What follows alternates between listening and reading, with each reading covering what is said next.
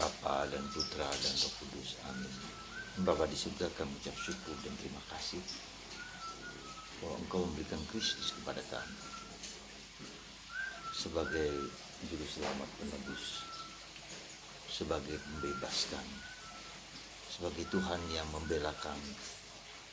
Semoga iman kami semakin teguh dan kuat, dan tidak mudah terpancing, tergoda dengan iman-iman lain. Karena kejelasan, karena kerajaan Allah, karena keabadian, karena kebersamaan kami dengan Yesus, Sang Juru Selamat. Terpujilah nama-Mu kita sepanjang segala masa. Amin. Para saudara, sekali lagi kita bersyukur atas Yesus Kristus. Dan Yesus Kristus itulah yang membuat kita beda dengan yang lain, beda dengan agama lain. Kita tidak mudah terpancing, tergoda oleh kehebatan, oleh pewartaan tentang agama lain. Tetapi Yesus adalah satu-satunya menjadi kekuatan kita di dalam menghayati hidup kita. Yohanes Pembandi memberi kesaksian siapa Yesus itu. Dan kesaksian Yohanes ini bagi kita merupakan sesuatu yang unbelievable. Bagaimana Yohanes tahu tentang Yesus kalau tidak diilhami oleh Roh Kudus, bahwa dia berasal dari atas, bukan dari bumi. Dia tahu apa yang di atas, apa yang di surga, apa yang di dalam kemuliaan keabadian itu. Dia tahu, dia berasal dari sana, bukan dari bumi, bukan dari manusia, bukan dari bawah. Dan ini yang membedakan dengan agama sebelah, dengan pendirinya. Tidak pernah ke sana, tidak berasal dari sana, dari bumi.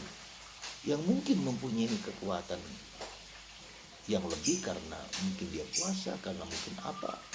Kita tidak tahu, yang dianggap sebagai pewahyuan bagi mereka. Dan ketidakpastian ini harus menjadi kunci bagi kita bahwa Yesus adalah kebenaran yang dari Allah, yang dari atas. Ini apakah kebenaran? Ketidakpastian akan akhir hidup mereka.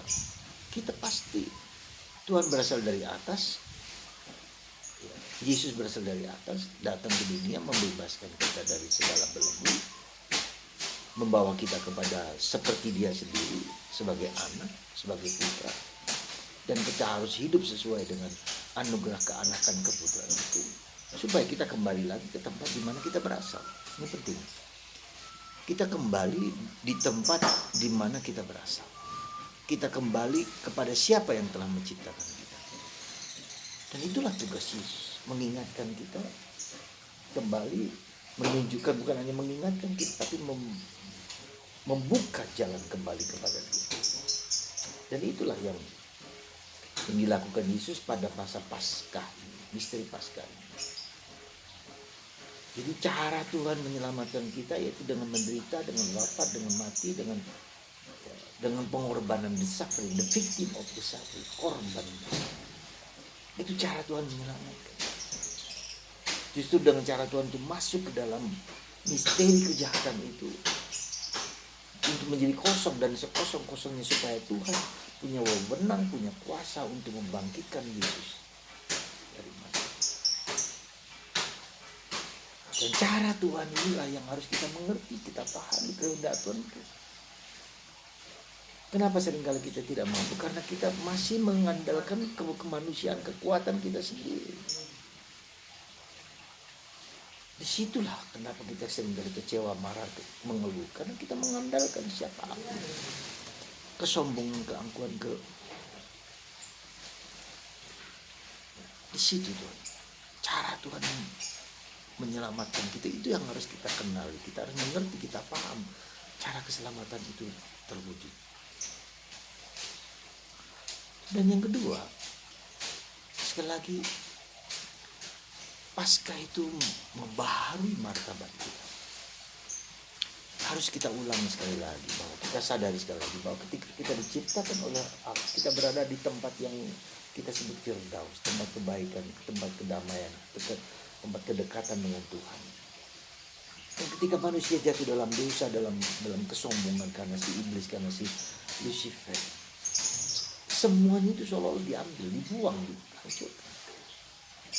Sehingga kita tidak bisa berkomunikasi dengan baik dengan Tuhan, mendengarkan dia, apa yang dia maksudkan. Dan itulah membuat manusia jatuh dalam dosa dan berada dalam situasi keberdosaan, sehingga dia tidak dapat dan tidak mampu untuk kembali lagi ke sana. Disitulah tugas Yesus, mengembalikan supaya kita bisa berdialog, berkomunikasi dekat dengan Tuhan. Dan itulah yang sudah harus dimulai dengan Paskah.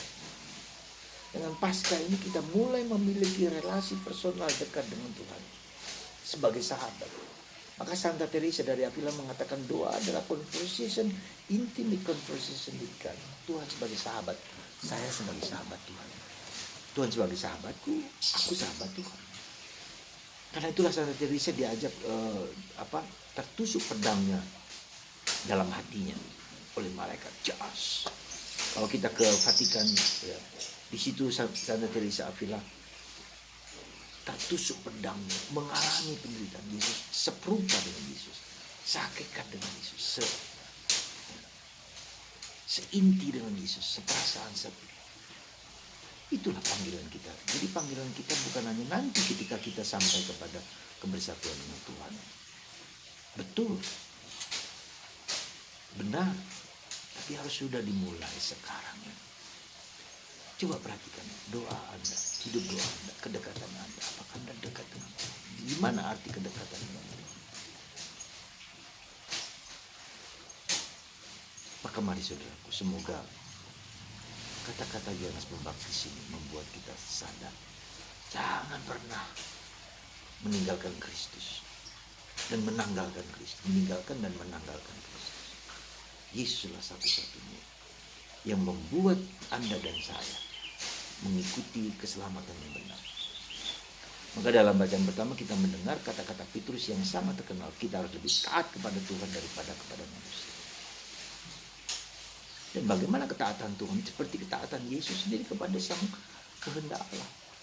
Dan bagaimana kita tahu kehendak Allah? Lihatlah Yesus. Di luar Yesus ada keselamatan.